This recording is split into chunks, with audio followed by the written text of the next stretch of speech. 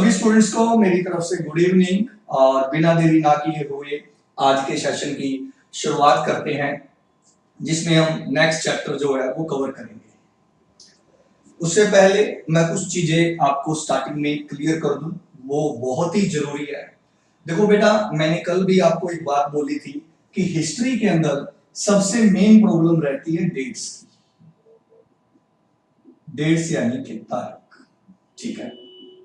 तो ध्यान से मेरी बात को नोट करना। हो सकता है कई बार हम कोई डेट्स जब कवर करते हैं, जब मैं यहाँ पर कोई तारीख लिखवाता हूँ तो अलग अलग बुक्स में अलग अलग डाटा दिया होता है। तो कई बार बच्चों के डाउट्स आते हैं, सर इस बुक में तो ये लिखा है, या इस बुक में ये लिखा है, या इस टीचर ने ये पढ़ाया है। तो बेटा मेरी हमेशा ये कोशिश रहती है, मैं वही डेट यहाँ पर लिखवाऊंगा जो लास्ट एग्जाम में, मतलब कोई लास्ट पेपर में सही मानी गई है, या फिर मैं बेस मान के चलूंगा एनसीईआरटी का, ठीक है। तो एनसीईआरटी के अकॉर्डिंग जो है वो मैं सारे का सारा बेस लेकर चलूंगा, ठीक है। कुछ बच्चे कह रहे हैं कि सर पहले एंशिएंट हिस्ट्री करवा देते, तो आपने बिल्कुल चिंता नहीं करनी। चाहे आप पहले एंशिएंट हिस्ट्री पढ़ लो, चाहे आप पहले मेडिवल पढ़ लो या मॉडर्न पढ़ लो, आपको पूरे का पूरा समझ में आएगा। ये मेरी आपसे गारंटी है और आपसे पूरा वादा है। तो बस आप अपना जो फोकस है वो अपनी पढ़ाई के ऊपर कीजिएगा। और एक और चीज बच्चों, कई बार कुछ बच्चे उलट पुलट कुछ मैसेज करते हैं, तो कोई बात नहीं, उन्हें करने दिया करो, कई बार ऐसा होता है, ठीक है। देखो बेटा याद रखना, जो हिस्ट्री है ना, हिस्ट्री में कभी भी कोई चेंज नहीं हो सकता, इस चीज को ध्यान रखना। अगर सिकंदर का जन्म हुआ था तो हुआ था, सिकंदर ने 326 बीसी पहले हमला किया तो किया, ठीक है। मतलब कोई भी टीचर है, सभी टीचर का हिस्ट्री का जो कंटेंट है वो बिल्कुल क्या है, सेम। डिफरेंस होता है बस समझाने का तरीका, ठीक है। आप YouTube पर सर्च करो, आपको ये सारे के सारे चैप्टर मिल जाएंगे, ऐसी कोई दिक्कत वाली बात नहीं है। लेकिन समझाने का तरीका सबसे मेन होता है। ये बात मैंने इसलिए कही क्योंकि कुछ बच्चों के उलट पुलट कमेंट आए, तो मेरे को उससे कोई फर्क नहीं पड़ता। तो बिना देरी ना किए हुए आज के मैं इस सेशन की शुरुआत कर रहा हूं। क्लियर है? तो सबसे पहले हम शुरुआत करेंगे, कल हमने किया मोहम्मद बिन कासिम, कि मोहम्मद बिन कासिम ने भारत पर हमला क्यों किया।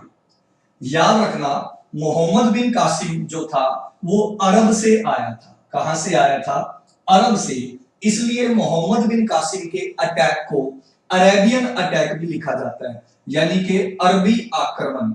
अगर आपसे पूछ ले एग्जाम में कि पहला अरब कौन था या पहला अरेबियन कौन था जिसने भारत के ऊपर हमला किया, तो आंसर होगा मोहम्मद बिन कासिम। अब हम मोहम्मद बिन कासिम से आगे बढ़ते हैं और अब हम बात करेंगे तुर्क अटैक की, यानी कि तुर्क आक्रमण।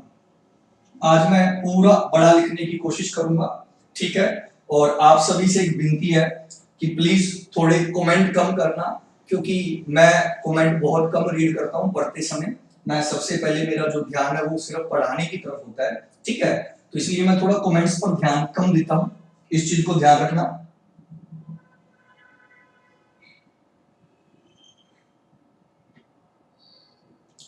तो मेरा थोड़ा पढ़ाने पर ध्यान ज्यादा होता है। और प्लीज आपका कोई भी डाउट हो वो बाद में आप मेरे से कमेंट करके पूछ सकते हो, ठीक है। और आज के और कल के सेशन की आपको जो पीडीएफ है वो डिस्क्रिप्शन में मिल जाएगी। तो आज हम पढ़ेंगे बेटा तुर्क आक्रमण, ठीक है। सबसे पहला कौन सा आक्रमण हुआ, कौन सा अटैक हुआ? अरेबियन। अब पढ़ेंगे तुर्क। तुर्क आक्रमण किसने किया? तो महमूद गजनी ने किया था, याद रखना। तो महमूद गजनी कौन था? तुर्क था। मतलब महमूद गजनी मुस्लिम था, लेकिन मुस्लिम में ही कौन सी ब्रांच है, कौन सी शाखा है? तुर्क। इसलिए महमूद गजनी का अटैक कौन सा अटैक माना जाता है? तुर्क अटैक। इस महमूद गजनी को इतिहास में, हिस्ट्री में महमूद गजनवी भी कहते हैं, कुछ किताबों में मोहम्मद गजनी भी लिखा होता है। तो ये महमूद गजनवी, महमूद गजनी, ये एक ही व्यक्ति है, एक ही पर्सन है, इसमें आपको कंफ्यूज होने की जरूरत नहीं है। तो आज का हमारा जो चैप्टर रहेगा वो रहेगा तुर्क आक्रमण, ठीक है। अब बात करें महमूद गजनवी की, ठीक है। तो महमूद गजनवी 1000 एडी से लेकर 1027 तक, ध्यान से नोट करना, 1000 एडी से लेकर 1027 के बीच में भारत पर अटैक करेगा। 1000 से लेकर 1027 के बीच में। महमूद गजनवी कहां से आया था? तो महमूद गजनवी, ध्यान रखना, अफगानिस्तान से आया था। अफगानिस्तान।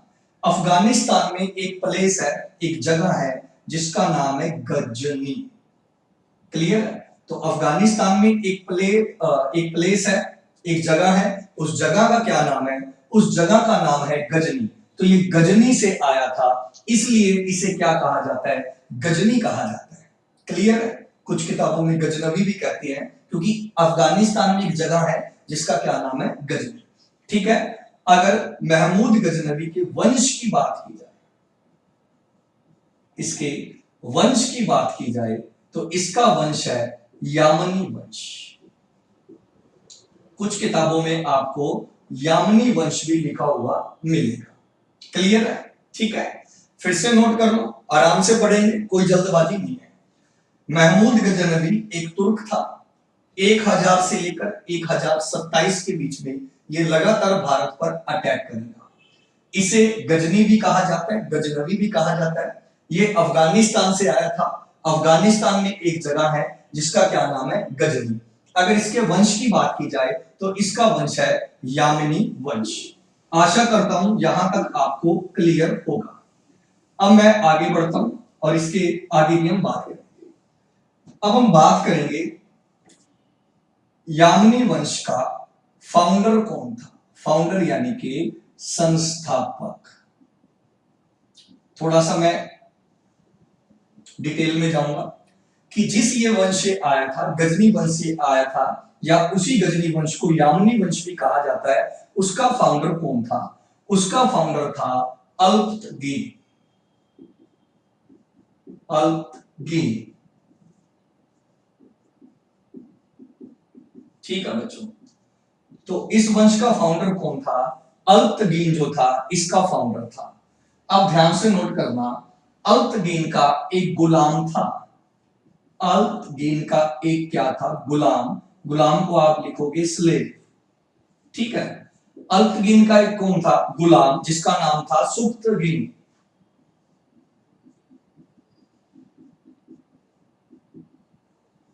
सुब्तगीन। क्लियर है? ठीक है। गजनी वंश का फाउंडर किसे माना जाता है? अल्पतगीन को। अल्पतगीन का एक गुलाम था जिसका क्या नाम है? सुब्तगीन। क्लियर है? सुब्तगीन। ठीक है। अगर आपसे पूछे, ध्यान से नोट करना, एक छोटी सी कहानी सुनाऊंगा। ये सुब्तगीन किसका गुलाम था? अल्पतगीन का गुलाम था। तो सुब्तगीन ने क्या किया? एक दिन मौके का फायदा उठाया और अल्पतगीन को मार दिया। क्लियर है? सुब्तगीन ने किसको मार दिया? अल्पतगीन को। और अब अल्पतगीन को मार के क्या बना? राजा बना। राजा यानी कि किंग। कहां का किंग बना? गजनी का किंग बना।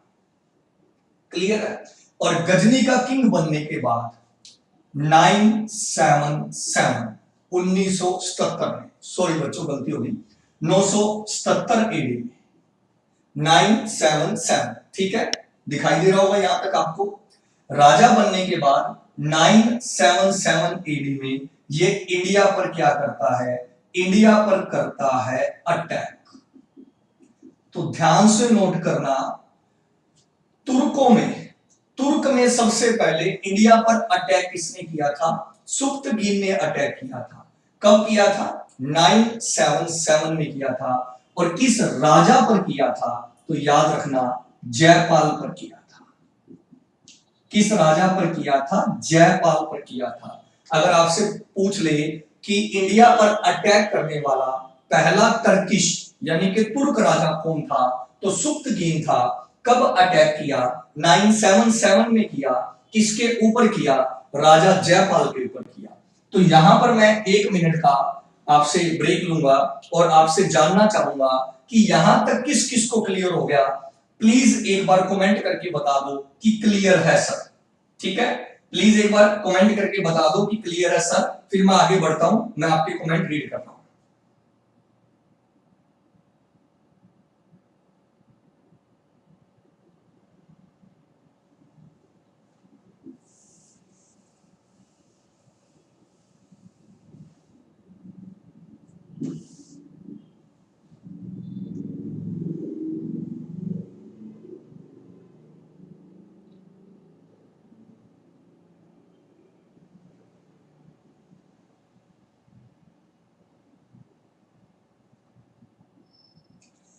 क्लियर है, क्लियर है। हाँ, अमनदीप कौर जयपाल कित्थों दा राजा सी।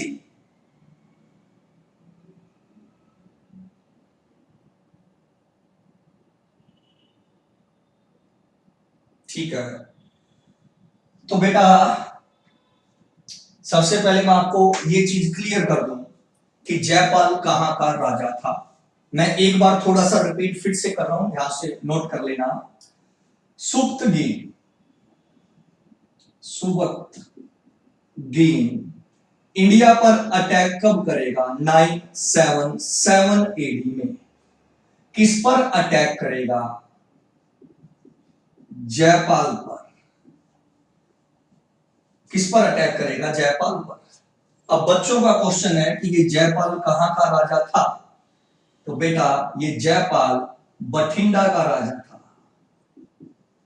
पंजाबी च जिन्हों आप अपना बठिंडा आखते हैं, बठिंडे, ठीक है, सुना होगा बठिंडे वाले रफला रखन दे शौकी।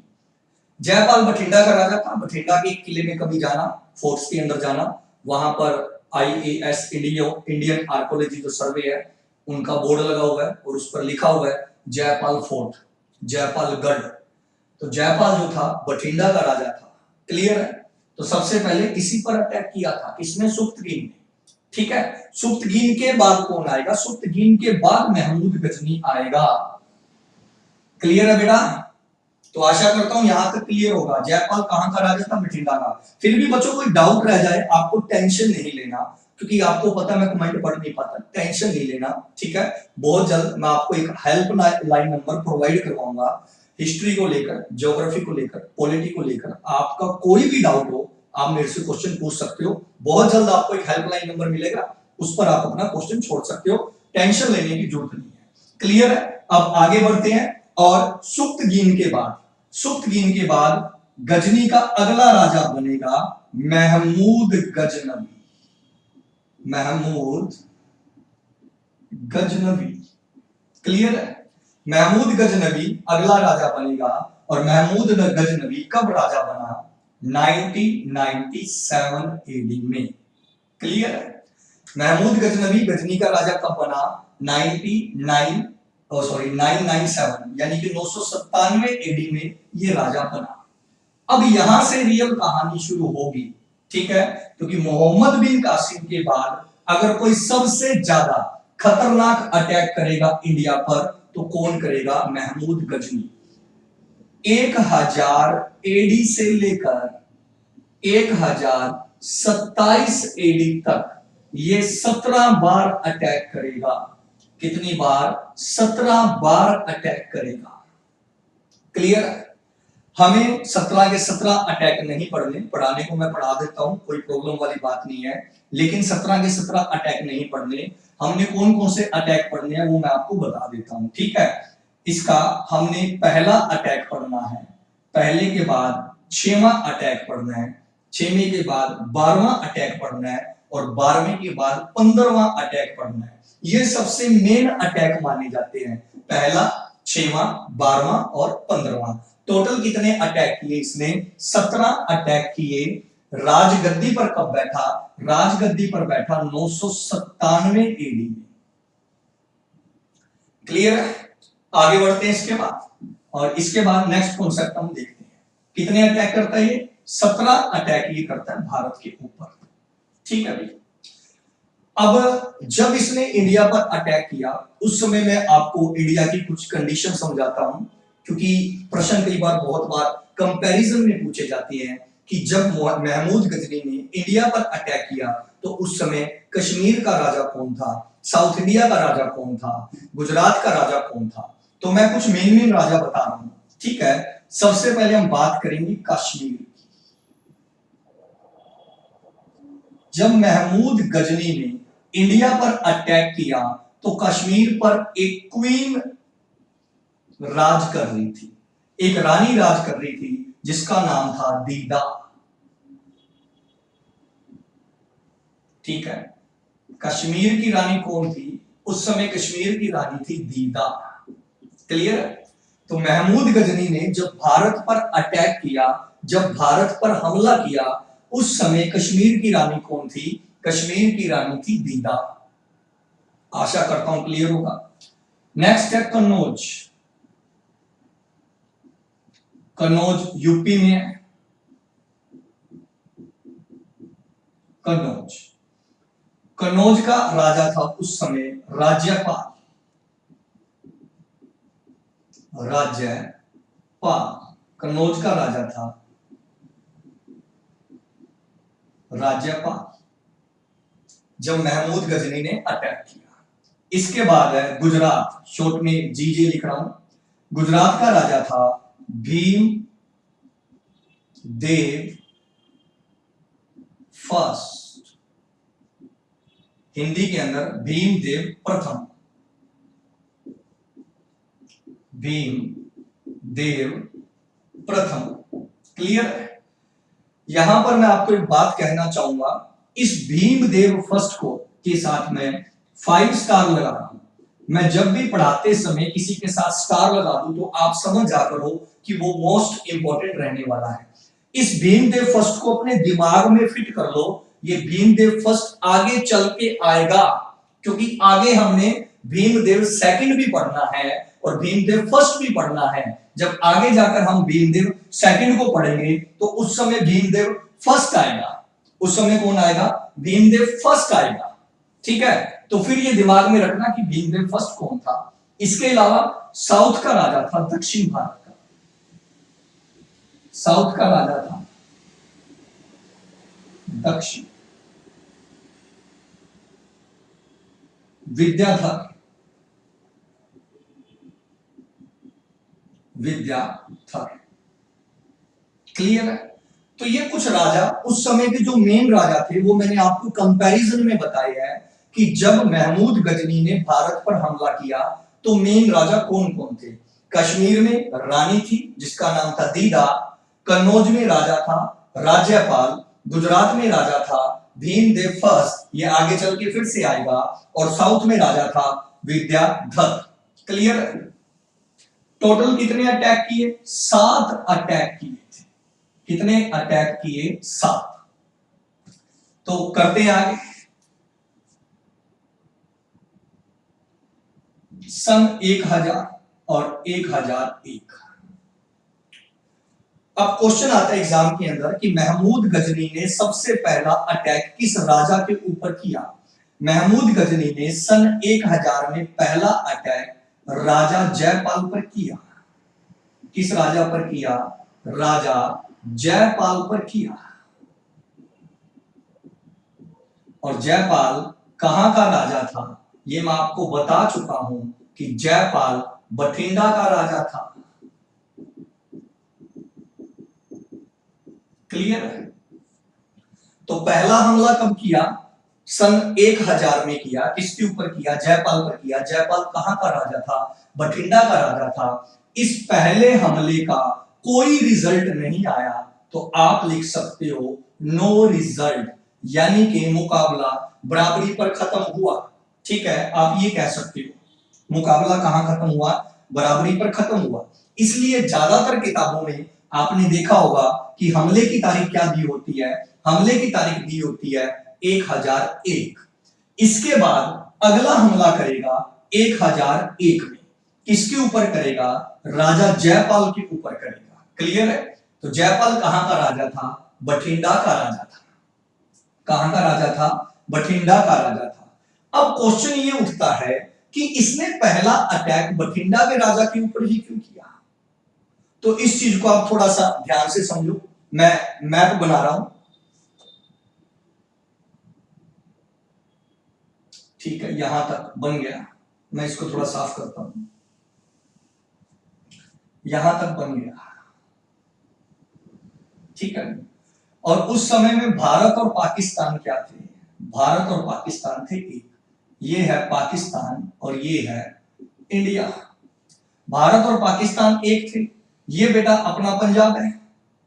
ठीक है। और ये पंजाब में कौन सा क्षेत्र है? बठिंडा। इस क्षेत्र को, इस एरिया को उस समय में तराइन कहा जाता था। आपने एग्जाम में पढ़ा होगा तराइन की पहली लड़ाई और तराइन की दूसरी लड़ाई। उसको नेक्स्ट क्लास में मैं कवर करूंगा। तो ये है बठिंडा। ठीक है। और बठिंडा का राजा कौन था? बठिंडा का राजा था जयपाल। अब जो बठिंडा था, इस बठिंडा के राजा की जो बाउंड्री थी, जो सीमाएं थी, वो पेशावर तक थी। लगभग यहीं पर पेशावर है। कहां तक थी? पेशावर तक। बठिंडा का जो राजा था, बठिंडा के राजा की बाउंड्री कहां तक थी? पेशावर तक थी। पेशावर लगभग यहीं पर है। और यहां पर क्या है? यहां पर अफगानिस्तान है। यहां पर अफगानिस्तान है। गजनी कहां पर है? अफगानिस्तान में है। यानी कि अगर वो अफगानिस्तान में आएगा तो इसी बाउंड्री से आएगा, इसी रास्ते से आएगा। यानी कि सबसे पहले किस राजा को हथियार उठाने पड़ेंगे? जिस राजा का ये बॉर्डर है। तो किस राजा का बॉर्डर था? ये जयपाल का बॉर्डर था। इसलिए गजनी से पहली टक्कर किसकी हुई? जयपाल की। पहली टक्कर कब होती है? 1000 में, जिसका कोई रिजल्ट नहीं निकलता। और दूसरी टक्कर कब होती है? 1001 में। इस टक्कर के, इस युद्ध के, इस वॉर के क्या क्या रिजल्ट थे वो मैं आपसे अभी डिस्कशन करता हूं। एक बार कमेंट करके बताओ कि यहां तक क्लियर है, यस सर या नो सर। एक बार कमेंट करके बताओ कि यहां तक क्लियर है, यस सर या नो सर।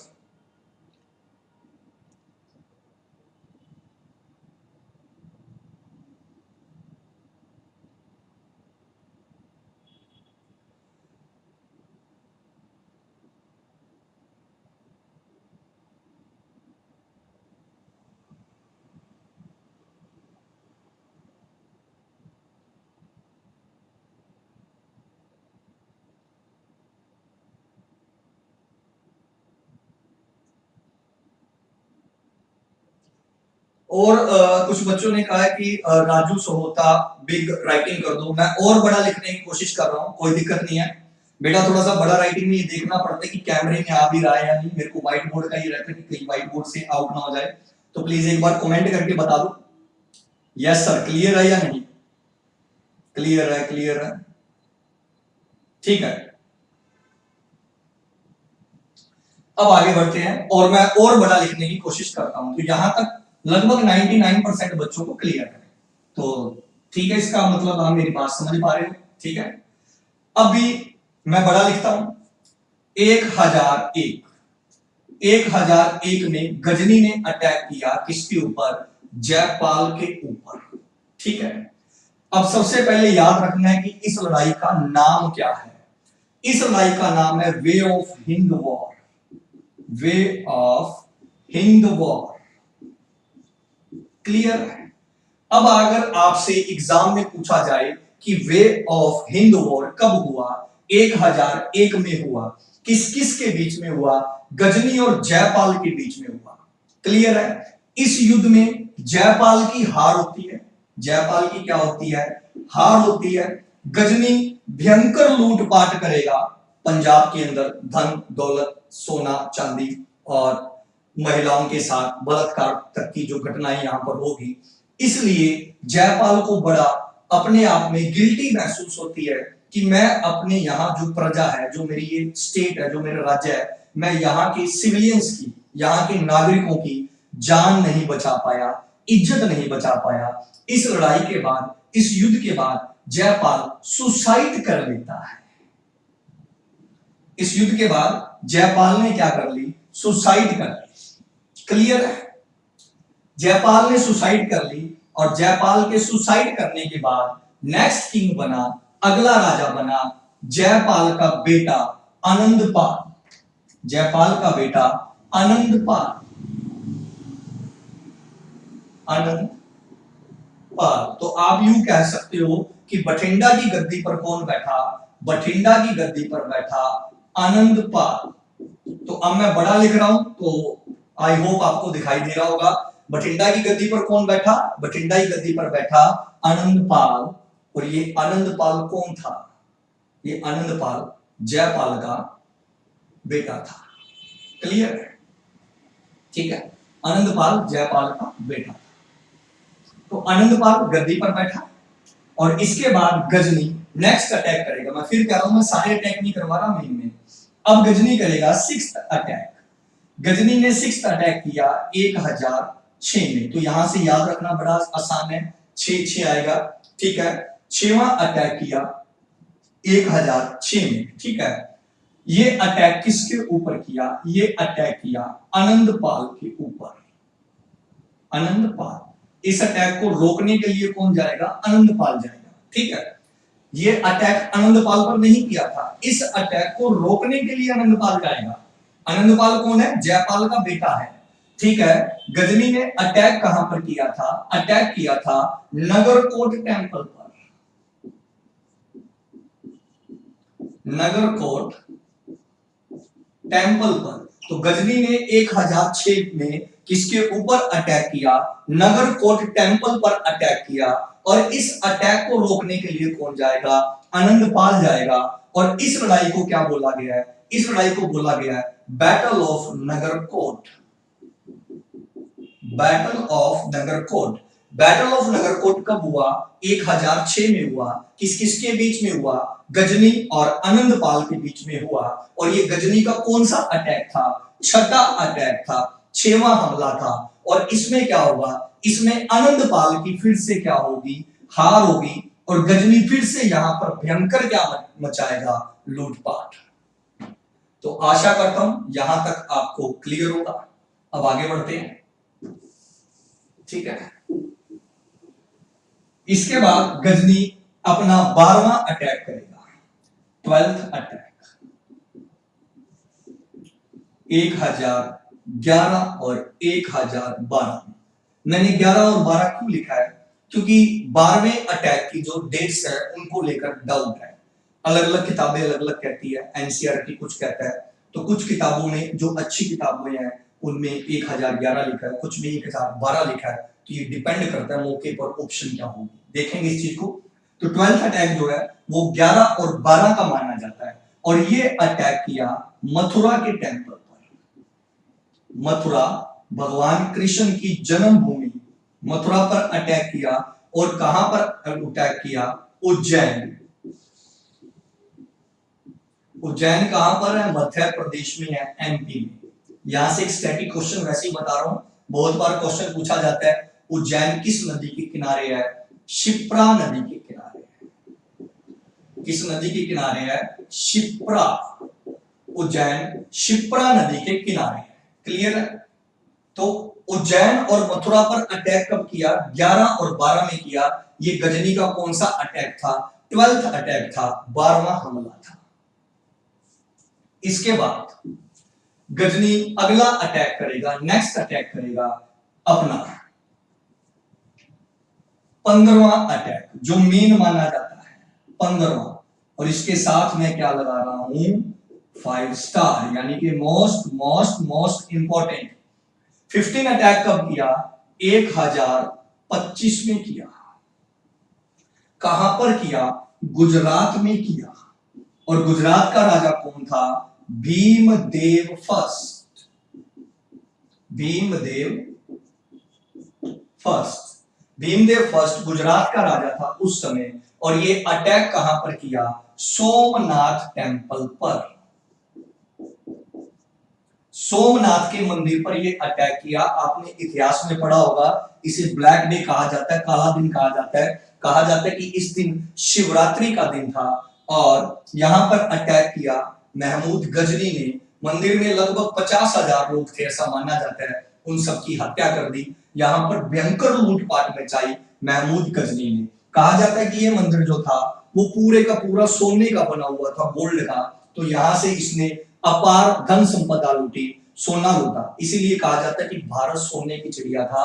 ठीक है, कहा जाता है कि मंदिर की जो घंटियां थी वो भी सोने तक की थी, दरवाजे थे वो भी सोने तक के थे। तो इतना अपार धन लूटा।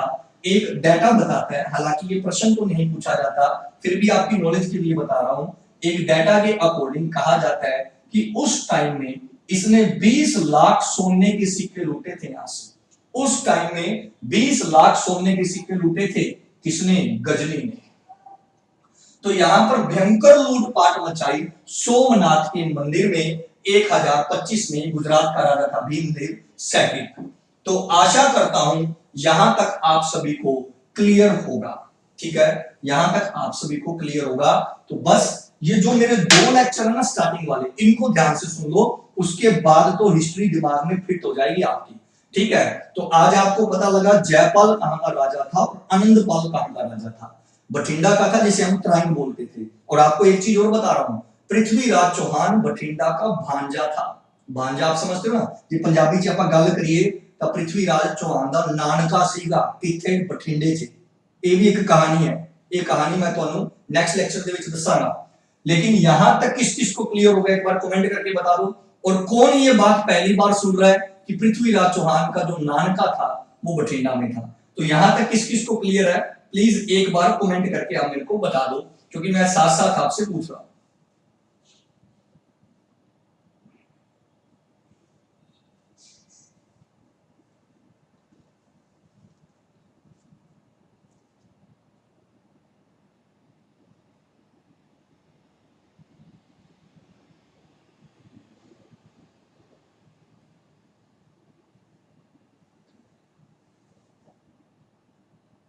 अमनदीप कौर बाओ, अनु धालीवाल क्लियर है, किंग नाबा क्लियर है, क्लियर क्लियर क्लियर क्लियर, ठीक है, ओके। तो सभी बच्चों को क्लियर है। एक बच्चे ने कहा है आनंदपाल मामा सीगा। तो ये कहानी मैं आपको पृथ्वीराज चौहान की कहानी में बताऊंगा कि आनंदपाल क्या था। तो मैंने आपको हिंट दिया है कि जो पृथ्वीराज चौहान था वो यहाँ का भांजा था, ठीक है। और एक आपने सुना होगा लोक देवता जिसकी अपनी यहाँ पर पूजा की जाती है, छपार का मेला लगता है अपने पंजाब में, छपार का मेला, जिसे बोला जाता है गुग्गा जी। गुग्गा जी सुना होगा, नाग देवता कहा जाता है। अभी रखड़ी के बाद उनका फेस्टिवल आएगा, पंजाब में छपार का मेला लगता है। आपको ये भी मैं बता दूं कि गुग्गा जी भी जो थे वो बठिंडा के भांजे थे।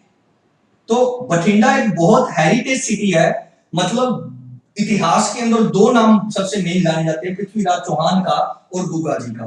गुग्गा जी को हम लोक देवता के रूप में मानते हैं। ये भी बठिंडा के क्या थे, ये भी बठिंडा के भांजे थे, ठीक है। इनका भी रिलेशन बठिंडा से है, ये मैं आपको क्लियर करूंगा ये सारी की सारी चीजें, ठीक है। और अब हम आगे बढ़ते हैं, और आपका जो प्यार मिल रहा है इसके लिए थैंक्स। तो बहुत अच्छा लगता है जब बच्चे अच्छे कमेंट करते हैं, बीच में कुछ होते हैं, चलो कोई बात नहीं, ठीक है। आप सभी मेरे बच्चों जैसे ही हो। और मैं आपसे फिर एक बात कह रहा हूं, फिर आपको एक बात कह रहा हूं और विश्वास दिला रहा हूं, आप डाउट्स की टेंशन ना लो, सिर्फ एक बार क्लास लगाओ। बहुत जल्द एक हेल्पलाइन नंबर मैं जारी करवाऊंगा, जिस पर आपका कोई भी डाउट हो, हिस्ट्री का, पॉलिटी का, ज्योग्राफी का, इकोनॉमिक्स का, पंजाब जीके का, करंट अफेयर का, आप अपना क्वेश्चन छोड़ सकते हो, आपका उसका जवाब मिलेगा, आंसर मिलेगा। क्लियर है? तो अब हम आगे बढ़ते हैं, ठीक है। अभी 1025 में भयंकर लूटपाट हुई, भयंकर तरह से लूटा। इस लूटपाट को लेकर अब जो भारतीय राजा थे, भारतीय राजाओं में हम बात करेंगे जाट राजाओं की। कौन से राजा? जाट राजा, जाट राजा यानी कि जाट किंग। इनमें गुस्सा भर गया, भारतीय राजाओं में, जाट राजाओं में क्या हो गया, गुस्सा भर गया। भी एक विदेशी आता है, भारत पर हमला करता है, चलो कोई बात नहीं, ठीक है, राजाओं से लड़ता कोई बात नहीं, लेकिन हमारे मंदिरों को तोड़ता है, हमारे मान सम्मान को हानि पहुंचाता है और मंदिरों में भयंकर लूटपाट मचाता है। क्लियर है? तो यहां पर जाट राजाओं में इस बात को लेकर भयंकर क्या हुआ, भयंकर गुस्सा भर गया। और यहां पर कहा जाता है कि भारत के जितने भी जाट राजा थे, जाट किंग थे, वो सारे क्या हो गए, वो सारे के सारे एक हो गए। जितने भी जाट राजा थे, जितने भी जाट किंग थे, वो एक हो गए। पंजाबी च आप जिन्होंने जाट आखते हैं, ठीक है, आगे बात समझ में, हिंदी के अंदर जाट, ठीक है, वो सारे के सारे क्या हो गए, एक। भी अगर इस बार गजनी आया तो वो जिंदा बच के नहीं जाएगा। क्लियर है? तो यहां पर गजनी अपना लास्ट अटैक करेगा भारत के ऊपर, जिसे 70वां अटैक बोला जाता है, 1027 में, 1027। क्लियर है? 1027 में अपना 17वां अटैक करता है गजनी, और गजनी का मुकाबला यहां किससे होता है, जाट राजाओं से। यहां पर कुछ बच्चे पूछेंगे कि कौन सा जाट राजा था, तो याद रखना यहां पर कोई एक जाट राजा नहीं लड़ा था जिसका मैं आपको नाम लिखवा दूं। यहां पर जाट राजाओं का ग्रुप लड़ा था, ग्रुप में लड़े थे सारे इकट्ठे होकर। तो यहां पर जाट किंग्स आएगा, जाट राजा आएंगे, जाट राजा इकट्ठे होकर 1027 में गजनी के अगेंस्ट लड़ते हैं और इस बार गजनी को वो मजा चखाते हैं कि गजनी को नानी याद आ जाती है। यहां पर एक बहुत बड़ा डाउट है, कुछ किताबों में ये लिखा है कि 1027 में, कुछ किताबों में ये लिखा है कि 1027 में यहीं पर गजनी मारा गया, जाट राजाओं से लड़ता हुआ। ये एक डाउट है, मैं बार बार बता रहा हूं, ठीक है, ध्यान से नोट कर लेना। कुछ किताबों में लिखा है कि 1027 में यहीं पर मारा गया, लेकिन ये कुछ किताबों में लिखा है, लेकिन ज्यादातर किताबों में, ज्यादातर यानी कि मैक्सिमम किताबों में लिखा है कि 1027 में गजनी मैदान छोड़कर भाग गया, वो युद्ध के मैदान से भाग गया, ठीक है, और गजनी की डेथ होती है 1030 में। तो अब बच्चे पूछेंगे कि हम क्या टिक करेंगे, तो हम वही टिक करेंगे जो ज्यादातर लिखा है, मैक्सिमम लिखा है। तो मैक्सिमम क्या लिखा है, 1030 लिखा है। वैसे कुछ किताबों में 1027 भी लिखा है, ये मैं आपसे बार बार कह रहा हूं, ठीक है। तो ये डाउट आते हैं कई बार बच्चों के कि सर हमने 1027 पढ़ा है या वो उस टीचर ने 1027 पढ़ाया। बेटा याद रखना, सभी टीचर अच्छा पढ़ाते हैं, कोई टीचर बुरा नहीं पढ़ाता, ठीक है, और सभी किताबों में से पढ़ाते हैं, मैं भी किताब में से पढ़ाता हूँ। शक्तिमान तो मैं भी नहीं हूं कि मेरे दिमाग में जो होगा वो होगा, जो भी लिखा किताबों में लिखा है, किताबों से ही मैंने पढ़ा। आप चाहो आप पढ़ सकते हो, कोई दिक्कत वाली बात नहीं है। मैं तो एक ऐसा आदमी हूं बिल्कुल स्पष्ट, अगर आप पूछना चाहते हो कि सर आप कौन सी किताब से पढ़ाते हो, तो मैं आपको तो किताब का नाम भी बता दूंगा, इस किताब से पढ़ाता हूँ। कोई भी टीचर है बेटा, अब वो कंप्यूटर तो है नहीं, वो गूगल तो है नहीं कि हर चीज उसके दिमाग में फिट होगी, पढ़ाएगा तो वो किताबों से पढ़ाएगा। और किताबों में सारी बातें क्या लिखी है, सेम लिखी है, एक जैसी बात ही लिखी है, बस एक पढ़ाने का तरीका अलग अलग हो सकता है, कोई फास्ट पढ़ाता है, कोई स्लो पढ़ाता है, कोई डीप पढ़ाता है, कोई कम डीप पढ़ाता है। तो टीचर सारे ही अच्छे होते हैं, याद रखना, सारे टीचर ही अच्छा पढ़ाते हैं, जिंदगी में कोई टीचर बुरा नहीं होता, इस चीज को ध्यान रखना, ठीक है। मेरा ये मानना है, बाकी आपके अलग अलग विचार हो सकते हैं। तो ये था बेटा गजनी के अटैक, ठीक है, टेंशन ना लेना। अगर कई बच्चों को लगे कि हमने 17 के 17 अटैक कर लिया, तो बेटा जो मेरे नोट्स होंगे उस नोट्स में 17 के 17 अटैक डाल दूंगा मैं। अब आपको बेसिक कॉन्सेप्ट क्लियर हो गया, अगर बेसिक क्लियर हो गया तो आपको 17 के 17 अटैक भी क्लियर हो जाएंगे, ठीक है। अब देखो, अब प्रश्न बनेंगे गजनी से कुछ और प्रश्न, ठीक है, यहां पर, ठीक है, ध्यान से नोट करना क्या प्रश्न बनेंगे। प्रश्न ये बनते हैं कि गजनी के दरबार का कवि कौन था, पोइट कौन था, उसके दरबार का मेन राइटर कौन था, कौन सी किताब लिखी थी, ऐसे प्रश्न बनते हैं। तो उनके बारे में हम डिस्कशन करेंगे, ठीक है। थोड़े से मैं कमेंट पढ़ लूं बच्चे क्या कह रहे हैं। हाँ, एक बच्चे ने कहा है लास्ट अटैक कहां पर था। बेटा मैंने बताया ना, लास्ट अटैक 1027 में था, 1027 में था, और वो अटैक किसी राजा के ऊपर नहीं करने आया था, वो एक लुटेरा था, वो लुटेरा आया, और वो जैसे ही इस बार अटैक करने आया, तो इस बार पहले ही रेडी बैठे थे। पहले ही रेडी कौन बैठे थे, जाट राजा पहले रेडी बैठे थे, उसे अटैक करने का मौका ही नहीं दिया। मैंने बताया ना कि जाट राजाओं में पहले गुस्सा भरा हुआ था, और इस बार मौके में बैठे थे कि आने दे, और जैसे ही आए जाट राजा उसके पीछे पड़ गए। क्लियर है, तो क्लियर होगा आप लोगों को। अब अपा आते हैं अपने मेन टॉपिक पर कि और प्रश्न क्या बनते हैं। तो यहां पर जो गजनी के दरबार का सबसे जो मेन कवि था वो था अल बरूनी। अल बरूनी, ये प्रश्न आता है कि अल बरूनी किसके दरबार का दरबारी था। अल बरूनी, क्लियर है, अल बरूनी, ठीक है। तो ये किसके यहां दरबारी था, गजनी के। अल बरूनी ने 2 किताबें लिखी हैं, उनका नाम भी याद रखना। पहली किताब है किताब उल हिंद, किताब उल हिंद। अब कुछ बच्चे इस किताब को इंग्लिश में बुक ना लिख लेना, क्योंकि ये अरेबियन लैंग्वेज में है, इसलिए आप इसको किताब उल हिंद ही लिखोगे। किताब उल हिंद।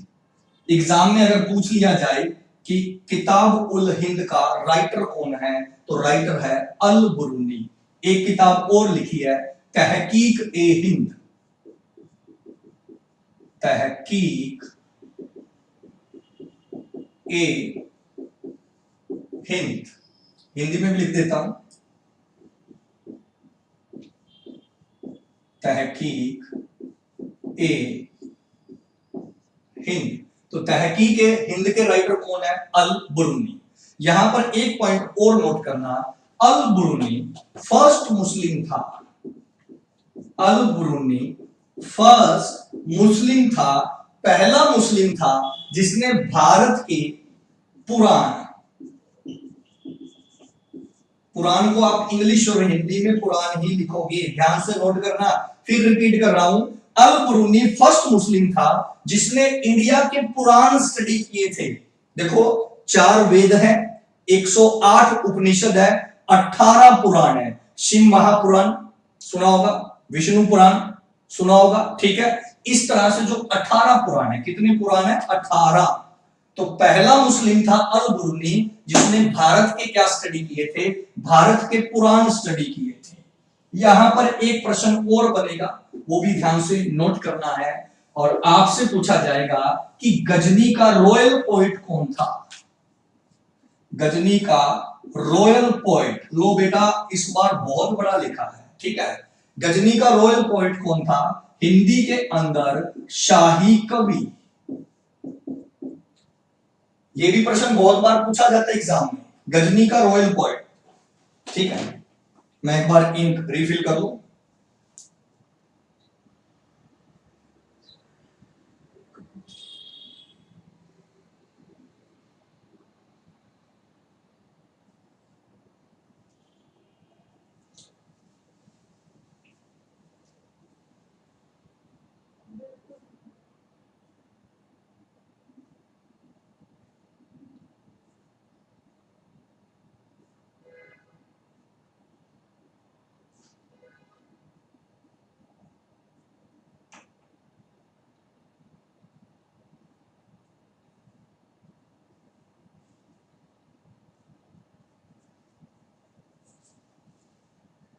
अब आगे बढ़ते हैं, ठीक है। अब यहां से प्रश्न आएगा कि रॉयल पोइट कौन था, ठीक है। तो रॉयल पोइट था बेटा फिरदौसी, सुना होगा ना? फिरदौसी कौन था? फिरदौसी। तो रॉयल पोइट था फिरदौसी। कुछ बच्चों का डाउट है, वो मैं फिर से क्लियर कर दूं। कुछ बच्चे कह रहे हैं कि जब गजनी वापस जा रहा था तो उसके पीछे अटैक किया था किसने? जाट राजाओं ने। बेटा मैं एक बात बता दूं, मैं फिर कह रहा हूं, हिस्ट्री की कहानियों में कहीं ना कहीं थोड़ा थोड़ा अंतर मिलेगा, ये मेरी गारंटी है। मैं आपको 10 किताबें देता हूं, 10 में थोड़ा थोड़ा अंतर मिलेगा। हमने वही चीज करनी है जो लास्ट एग्जाम में पूछी जा चुकी है, दैट्स ऑल। कौन सी किताब क्या कह रही है क्या नहीं कह रही, हमें उससे कोई मतलब नहीं है। आज मैं आपके सामने 10 किताबें रख देता हूं, तो 10 किताबों में 10 अलग अलग बात लिखी होगी। तो इसलिए हमने जो बेसिक बुक मानना है वो एनसीईआरटी को मानना है, क्लियर है। और जो लास्ट एग्जाम में जिसको सही माना गया वो ही करना है, तो वो उसी तरह से मैं करवा रहा हूं। कुछ किताबें कहती है कि वापसी के टाइम हमला किया 1026 में किया, कुछ कहती है 1030 में किया, कुछ कहती है 1027 में किया कि 27 में मारा गया। लेकिन हम तो वही मानेंगे जो लास्ट पेपर में सही माना गया है, ठीक है। तो हम बात कर रहे थे रॉयल पॉइंट की। रॉयल पॉइंट कौन था? रॉयल पॉइंट था फिरदौसी। और फिरदौसी ने भी एक बुक लिखी थी। फिरदौसी ने कौन सी बुक लिखी थी? तो याद रखना, शाहनामा। शाहनामा। फिरदौसी ने कौन सी बुक लिखी थी? शाहनामा। अगर आपसे पूछ ले कि शाहनामा के राइटर कौन है, तो शाहनामा के राइटर है फिरदौसी, ठीक है। और एक नाम और आएगा गजनी के साथ, गजनी के साथ एक नाम आएगा उत्बी का। किसका नाम आएगा? उत्बी। गजनी के साथ एक नाम आएगा उत्बी का। तो उत्बी ने एक बात कही थी, वो आप ध्यान से नोट करोगे, क्या बात कही थी उत्बी ने, ठीक है। 2 मिनट बच्चों, मैं आपके कमेंट थोड़े पढ़ लेता हूं।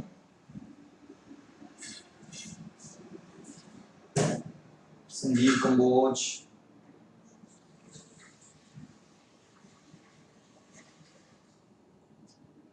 Thank you Sanjeev.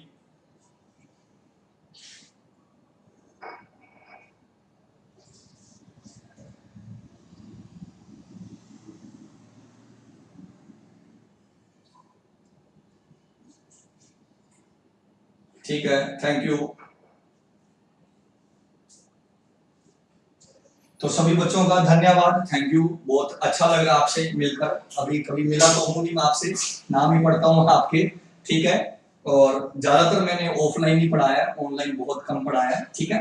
तो चलो कोई बात नहीं, अब मौका मिला है तो आपकी सेवा जरूर करेंगे। और मैं बार बार कह रहा हूँ बच्चों, सबसे पहले याद रखना, चलो बातें आपसे 2-4 मिनट बातें भी करूँ, बातें बहुत जरूरी है क्योंकि आपने देखा मैं पढ़ाने में बिजी रहता हूँ, बातें कम करता हूँ थोड़ी। सबसे पहले ये याद रखना कि जो भी टीचर आपको पढ़ा रहा है, चाहे मैं हूं कोई भी, सबसे पहले उस पर विश्वास रखना है कि वो जो हमें करवाएगा सही करवाएगा। मैं आपको पूरा विश्वास दिलाता हूं कि मैं अपनी तरफ से आपको हिस्ट्री, पॉलिटी, ज्योग्राफी और कॉन्स्टिट्यूशन में 100% सही करवाऊंगा। मैं वही करवाऊंगा जो लास्ट एग्जाम में, लास्ट पेपरों में सही माना गया है। फिर एक बार रिपीट कर रहा हूं, हिस्ट्री में हमेशा कहानियों को लेकर हमेशा क्या रखते हैं, डाउट। क्योंकि देखो आज से 1000 साल पहले क्या हुआ है ये किसी ने देखा नहीं है, सिर्फ हमने सुना है, किताबों में सुना है, और जिसने किताबें लिखी है उसने कोई एविडेंस के ऊपर लिखी है। वो एविडेंस कितना पुराना है वो एक गैस है, वो एक अंदाजा है। तो इसलिए टेंशन नहीं लेनी, आपने सिर्फ डेट सही देखनी है, अटैक की सही डेट्स देखनी है। कहानियां ऊपर नीचे हो सकती है, उनको लेकर मैं हमेशा डाउट कहता हूं। हो सकता है मेरे द्वारा कोई ना कोई बताई गई कहानी कहीं ना कहीं गलत हो, आप कहीं ना कहीं सही हो, क्योंकि हिस्ट्री में ये कहानी का डाउट तो हमेशा रहेगा रहेगा। क्लियर है? तो उत्बी जो था, उत्बी ने एक बात कही थी। उत्बी भी किसके साथ था? गजनी के साथ था। उत्बी ने क्या कहा था, ध्यान से नोट कर लो। उत्बी ने मथुरा, मथुरा की हमने बात कही है, मथुरा। उत्बी ने मथुरा देखकर कहा, उत्बी ने मथुरा देखकर कहा था जैसे मैं स्वर्ग पहुंच गया। उत्बी ने कहा, किसको देखकर? मथुरा देखकर कहा जैसे मैं स्वर्ग में पहुंच गया हूं। यह बात किसने कही है? उत्बी ने कही है। किस चीज को देखकर कही है? मथुरा को देखकर कही है। और मथुरा पर किसने अटैक किया था? गजनी ने अटैक किया था। भगवान कृष्ण की जन्मभूमि है मथुरा, रख लोगे याद क्या? तो ये था गजनी। एक और चीज याद रखनी, ठीक है, अगर आपसे पूछा जाए इंडिया का फर्स्ट सुल्तान, ठीक है, इंडिया का फर्स्ट सुल्तान कौन था? क्योंकि भारत पर 3 हमले होंगे, सबसे पहले मोहम्मद बिन कासिम, फिर महमूद गजनी और फिर मोहम्मद गोरी। कल हम गोरी को पढ़ेंगे। तीनों का नाम एम से शुरू होता है। तो ये क्वेश्चन मैं आपके लिए छोड़ रहा हूं, ठीक है, रोजिका का क्वेश्चन छोड़ देता हूं, टेंशन ना लो, वो मैं आपको क्लियर करवा दूंगा। तो आपका एक क्वेश्चन है, ये एसएससी में आया हुआ क्वेश्चन है कि भारत का पहला मुस्लिम सुल्तान कौन था? पहला मुस्लिम सुल्तान। तो बच्चों ये था आज हमारा गजनी का सेशन। गजनी हमने कवर कर लिया है। कुछ बच्चे नोट्स के बारे में पूछ रहे थे, नोट्स जो है वो मैं गिल सर को सेंड कर दूंगा और वो उसका लिंक डिस्क्रिप्शन के अंदर डाल देंगे। अगले 1-2 घंटे के अंदर आपको जो नोट्स है वो इसी वीडियो के डिस्क्रिप्शन में मिल जाएंगे। अब बात करते हैं आगे की। आज का वीडियो आपको कैसा लगा?